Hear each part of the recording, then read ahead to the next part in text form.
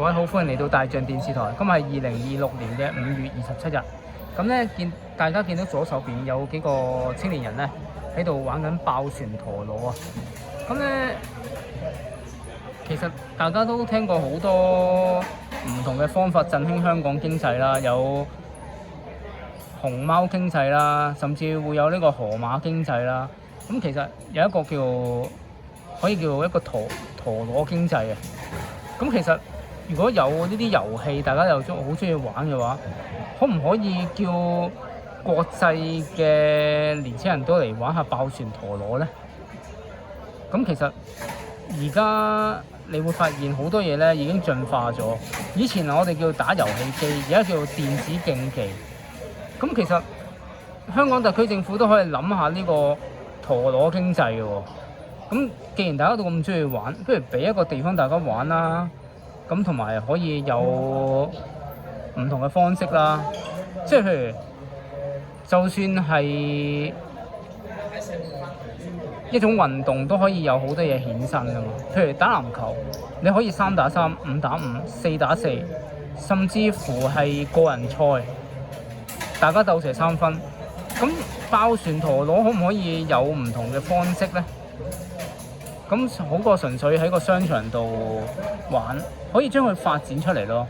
咁呢個海之戀商場呢，都比較係對市民貼心啊。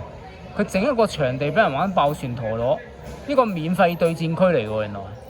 咁大家都可以去嚟參觀下啦。如果中意玩爆旋陀螺嘅朋友，都要感謝海之戀商場啊。咁當然海之戀商場咧就係用呢個方法吸引啲人嚟，順便刺激下消費。例如啲年輕人玩完一輪之後，可以喺度食埋嘢啊，或者喺度買本書啊，或者有啲購物嘅活動啊，都未定嘅。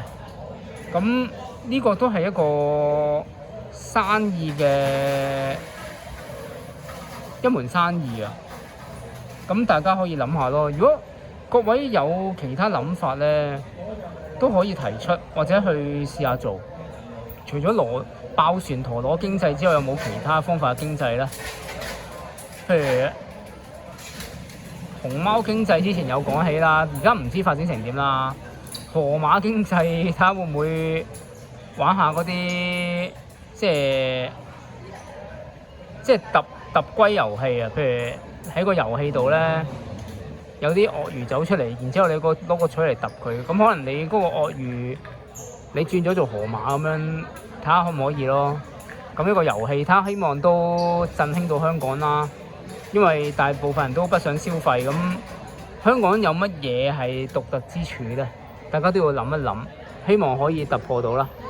今日講到咁多先，多謝大家。